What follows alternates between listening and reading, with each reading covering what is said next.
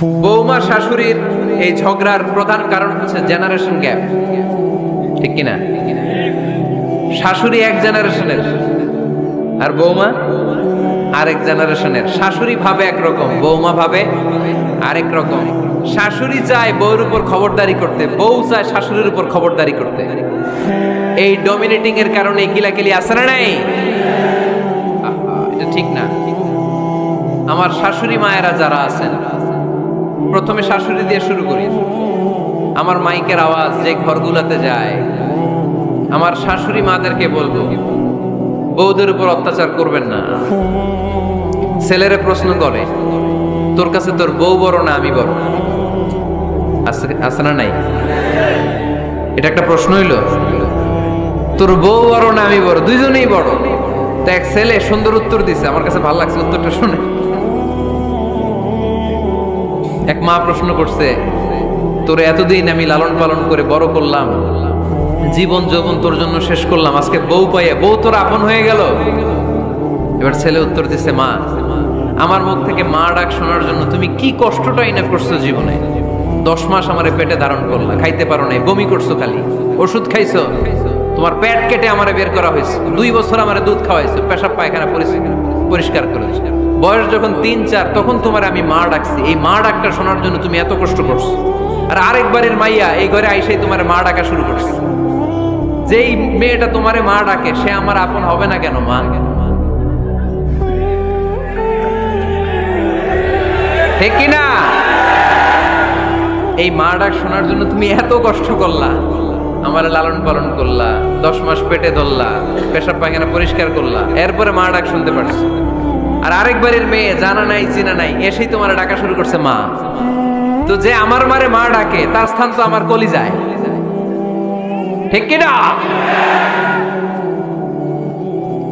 শাশুড়ি আম্মারা যারা আছেন, প্লিজ বৌমাদেরকে কষ্ট দিয়েন না। অনেক শাশুড়ি আছে পান থেকে চুন খসলে রেগে যায়, পদে পদে স্ত্রীর ভুল ধরে, বউয়ের ভুল ধরে, আছে না নাই? এটা করবেন না। সে তো নতুন, আপনার অনেক এক্সপিরিয়েন্স হতে তার সময় লাগবে, তাকে সময় দিন, তাকে ভালোবাসুন, ঠিক কিনা? না বুঝে সামান্যতে বৌমারে বদদোয়া দেয়, এরকম আছে না নাই? কিন্তু বুঝতে চায় না, বৌমারে যদি বদদোয়া দেয় তাহলে তার নিজ ছেলের পরিবারের ক্ষতি, পেটে ধরা যে ছেলে, ছেলের পরিবারের কিন্তু ক্ষতি, তার আপন নাতি নাতনিদেরই ক্ষতি। আওয়াজ করে বলেন ঠিক কিনা? বৌমাকে বদদোয়া দিয়েন না। বৌমাকে নিজের মেয়ের মতো দেখবেন। সমাধান আমি দিচ্ছি, কেমন দেখতে হবে? নিজের মেয়ের মতো। নিজের মেয়ে সকালে ঘুম থেকে ওঠে 11টা, ওইটা সমস্যা নাই। বৌমা কেন উঠলো না, ওইখানেই ঝামেলা, আছে না নাই? মেহেরবানি করে আপনার বৌমাকে আপনার নিজের মেয়ের মতো দেখেন। নিজের মেয়েরে যেমনি আদর করেন তাকেও অমনি আদর করেন। আপনার বৌমারে যদি আপনি কষ্ট দেন, মনে রাখবেন আপনার নিজের মেয়েটাও আরেকবারের বউ হয়ে কয়েকদিন পরে যাবে। আপনি যা যা করবেন আপনার মেয়েকেও তারা ওই রকম কষ্ট দিয়ে বাড়িতে ফিরিয়ে দিবে। চিল্লায় বলেন ঠিক কিনা? খবরদার, টিট ফর ট্যাট।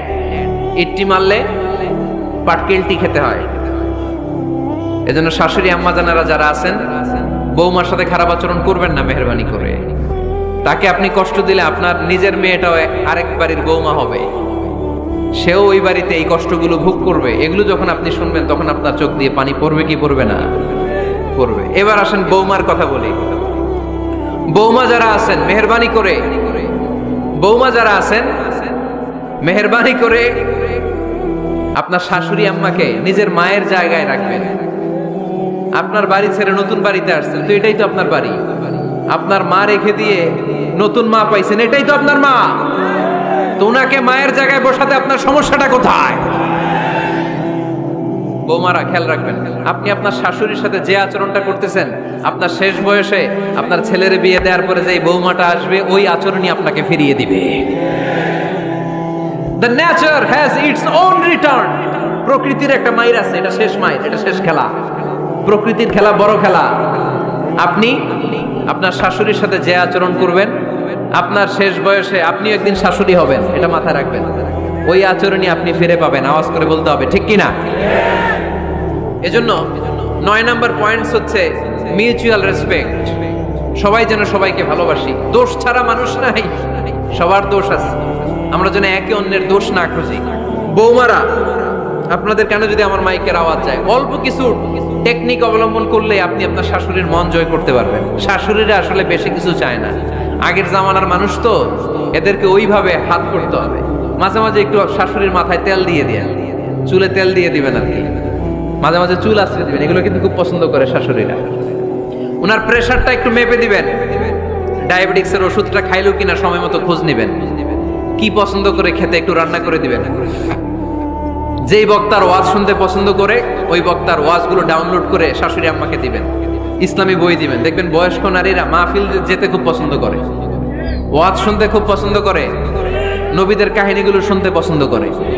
বসায় বসায় একটু কাহিনীগুলো শোনাবেন। বাইরে বেরোলে জিজ্ঞেস করেন, আম্মা আপনার কিছু লাগবে কিনা। আর একটা টিপস আছে, চুল যখন আশ্রাবেন আর শাশুড়ির মাথায় যখন তেল দিয়ে দিবেন, তখন অতীতের কথা জিজ্ঞেস করেন, দেখবেন অতীতের স্মৃতিতে হারিয়ে গিয়েছে আপনার শাশুড়ি। কি জিজ্ঞেস করবেন জানেন? জিজ্ঞেস করবেন, আম্মা জান, মুক্তিযুদ্ধের সময় আপনার বয়স কত ছিল? ওই সময় মুক্তিযুদ্ধের সময় আপনাদের এলাকায় কি কি হয়েছিল মা? আরেকটা প্রশ্ন করবেন, মা বিয়ের সময় আপনি কেমন ছিলেন? ওই দিন দেখবেন বুড়ি আর বুড়ি নাই, জুয়ান হয়ে গেছে। ওই দিন বলবে, মা আমি অনেক সুন্দরী ছিলাম, আমার মাথায় অনেক চুল ছিল, আজকে নাই। আমগো গ্রামে আমার চাইতে সুন্দরী মাইয়া ছিল না। অতীতের স্মৃতিতে, স্মৃতি হাতরাতে হাতরাতে তিনি হারিয়ে যাবেন। জিজ্ঞেস করবেন যে, মা শীতকালে আপনাদের দেশে কি পিঠা বানাতেন আপনি যখন ছোট ছিলেন, আপনার বাপ চাচারা কি করতো? এগুলো জিজ্ঞেস করলে উনি স্মৃতির পাতা হাতরাতে হাতরাতে চোখ দিয়ে দাঁড় দাঁড় করে ওনার পানি ঝরতে শুরু করবে। আপনার জায়গায়, ওনার হৃদয়ের মনি কোঠায় এমন জায়গায় বসবে, আপনার ছাড়া উনি কিছুই বুঝবে না।